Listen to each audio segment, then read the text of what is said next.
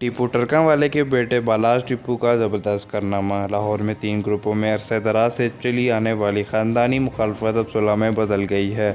تمام گروپ ایک دوسرے کے 25 افراد کو زندگی سے محروم کر چکے ہیں، جبکہ چوتھے جٹ گروپ نے صلح کے لیے 1 ہفتے کا وقت مانگ لیا۔ تفصیلات کے مطابق لاہور کے علاقے لکھو ڈیر میں 22 سال پہلے شروع ہونے والی خاندانی مخالفت بالآخر صلح میں بدل گئی۔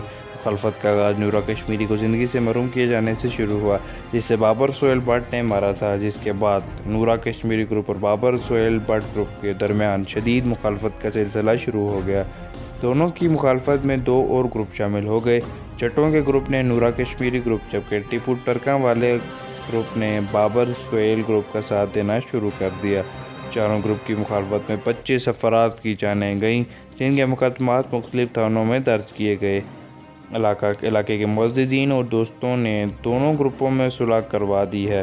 بابر سہیل بٹ گروپ اور نورا کشمیری بٹ گروپ آپس میں رشتہ دار بھی ہیں۔ 2 سال پہلے لکھو ڈیر کے علاقے میں بابر سہیل بٹ کو زندگی سے محروم کر دیا گیا تھا، جس کے بعد یہ مخالفت مزید بڑھ گئی تھی۔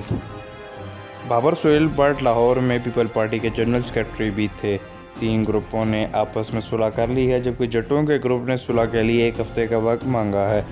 صلح بسین پنڈ میں ہوئی۔ صلح کے موقع پر مسلم لیگ نون کے MP خواجہ عمران نذیر، قاسم ضیاء، سابق چیئرمین میاں اکبر اور دیگر سیاسی جماعتوں کے رہنماؤں نے بھی شرکت کی۔ اس موقع پر علاقوں کے لوگوں نے بھی بڑی تعداد میں شرکت کی۔ صلح کے موقع پر بادشاہی مسجد کے امام مسجد نے تینوں گروپوں کے لیے دعائے خیر بھی کی۔